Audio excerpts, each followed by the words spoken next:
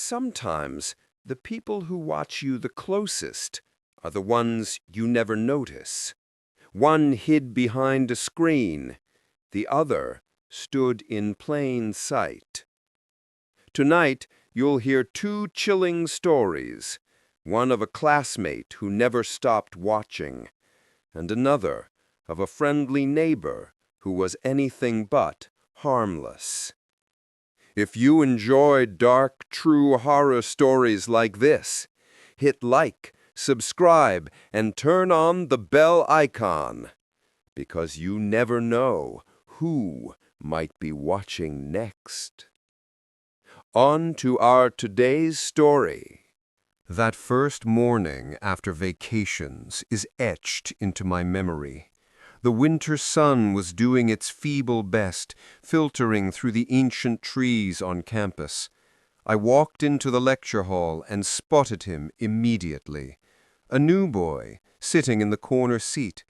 His hair was a bit tousled, and he was reading a rather weathered-looking book.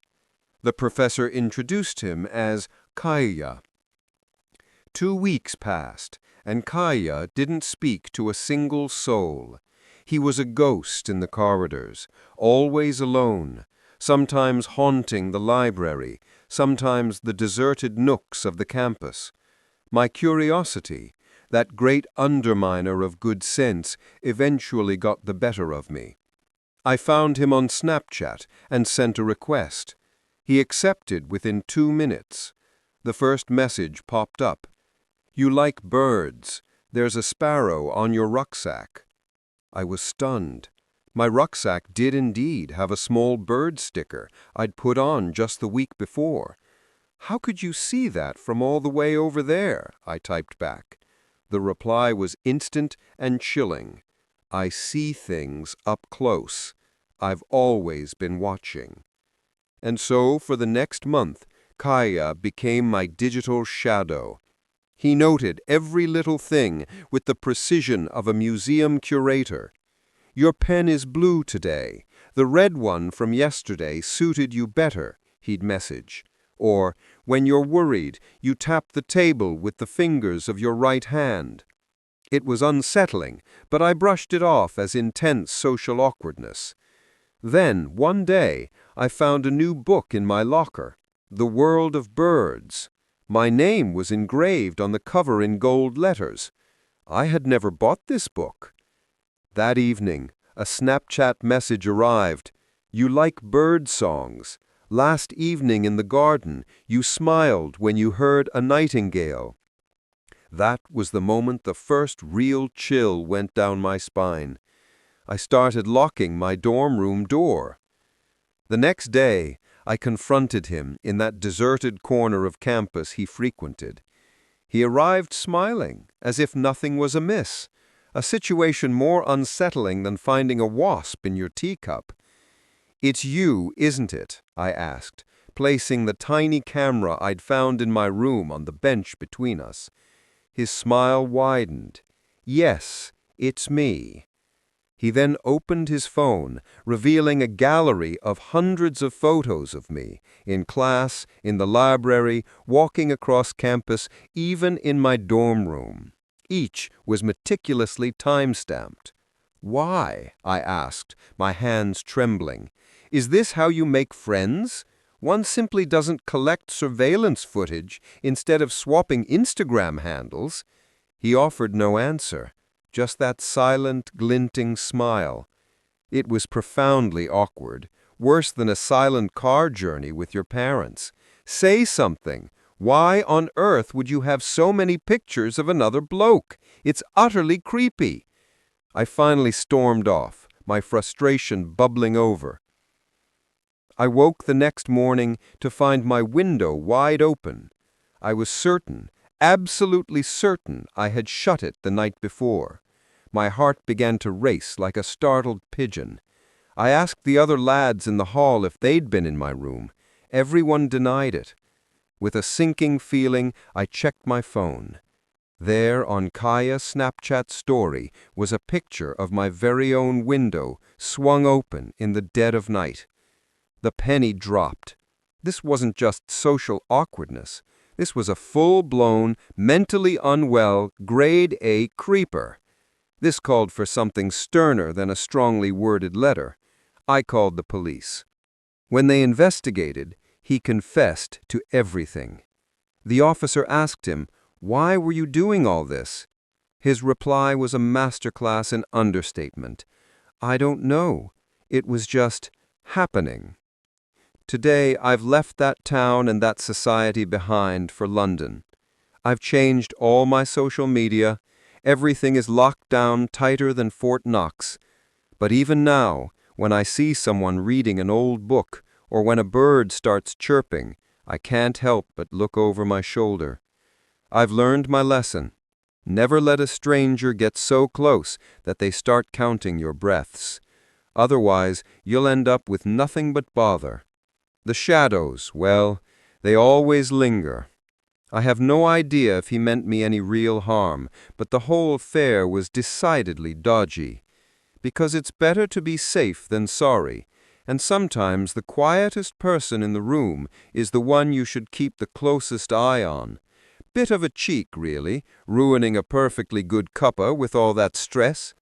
On to our today's second story. Harry was by all accounts a good kid, polite to his neighbors, tolerantly exasperated by his younger sister, and possessing a quiet, observant nature that often noticed more than he let on. He preferred the predictable rhythm of his own life, the walk to school, the bell for lunch, the familiar creak of the third stair from the top. Little did he know that his comfortable, ordinary world was about to be interrupted by a presence as gray and unsettling as Mr. Pendleton. Harry's walk home from school every day took him through Queen's Park. It was usually uneventful, which was just how he liked it. One Tuesday, however, a man who looked a bit too old to be simply loitering around a swing set started a conversation. He introduced himself as Mr. Pendleton and mentioned he ran the newsagents near the school.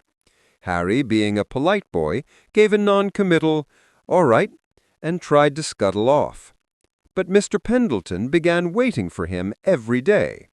He'd offer him a curly-whirly or a can of Tango. When Harry mentioned this at home, his mom said, "Oh, that's nice, dear. He sounds perfectly harmless, probably just lonely." This is, of course, but slowly this friendship began to feel less like a friendly chat and more like a badly written teledrama. Mr. Pendleton's behavior started to shift.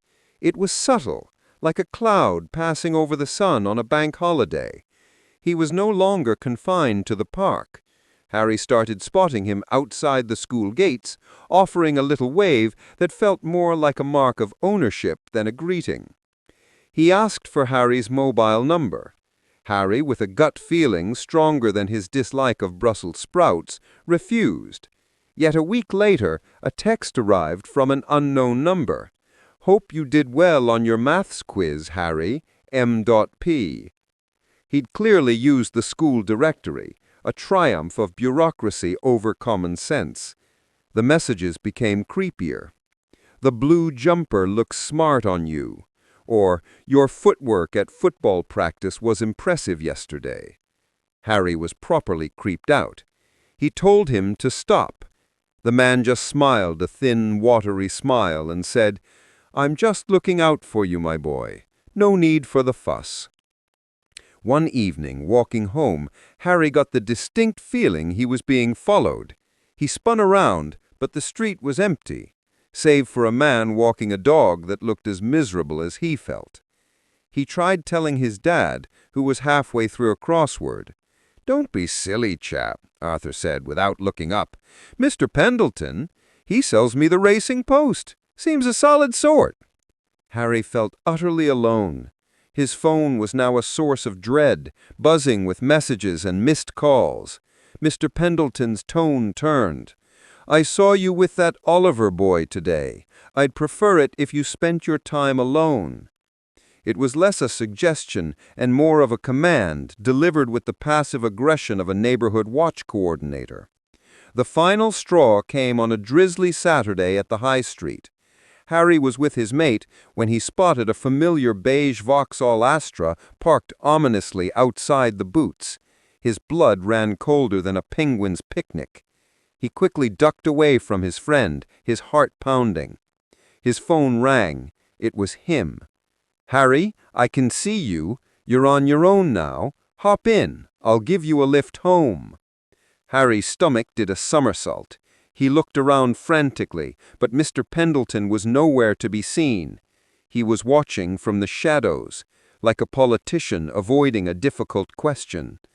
Harry, in a moment of pure panic, hung up and ran all the way home, faster than he'd ever run in his life. That night, he didn't sleep a wink. The next morning, fortified by a bowl of Weetabix, Harry made a decision. He sat his mom down, showed her the string of messages, and confessed he was now more afraid of the walk to school than he was of his sister's cooking. Mom, to her credit, initially tried the "he's just being friendly" line, but when Harry's eyes welled up, her maternal alarm bells rang louder than the village church bells. She pulled him into a hug. "You were absolutely right to tell us, darling. That took real courage." Eleanor and Arthur swung into action with the efficiency of a well-organized queue. First, they got Harry a new mobile number. They had a very serious meeting with the headmaster, Mr. Abernathy, who was horrified that this was happening under his watch. Security was quietly increased. They marched down to the local police station, armed with a printed transcript of the messages. A formal stalking report was filed. The police had a word with Mr. Pendleton. It turned out he had a history of this sort of overly attentive behavior with other children, but no one had ever complained properly before. He was, as one constable put it, a ripe piece of work, hiding in plain sight. Harry's bravery hadn't just protected himself, it had likely protected other kids too. He learned a valuable lesson that day. Just because someone wears a beige Mac and remembers to put their bins out on time doesn't mean they're not a complete wrong'un, and that saying no and telling a trusted adult isn't making a fuss. It's the most sensible and indeed the most British thing you can do.